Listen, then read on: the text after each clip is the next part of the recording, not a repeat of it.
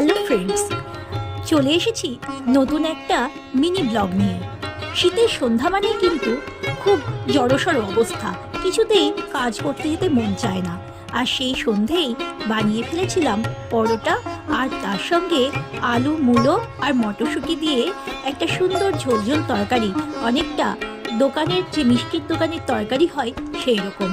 সাদা সাদা এই আলুর চচ্চড়িটা বা তরকারিটা যাই বলো না কেন, লুচি পরোটা সব কিছুর সঙ্গেই কিন্তু দারুণ খেতে লাগে।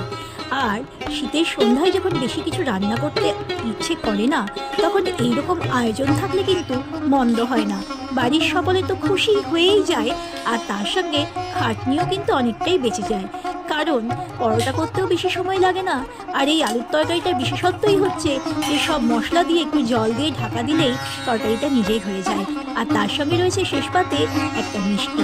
আর কি চাই বন্ধুরা, শীতের সন্ধে হোক বা ডিনার থালি বা সকালের ব্রেকফাস্ট, এইরকম কিন্তু রান্নাটা সবাই খুব পছন্দ করে। তাহলে কমেন্ট করে জানিও আজকে আমার এই ছোট্ট মিনি ব্লগটা তোমাদের কেমন লাগলো।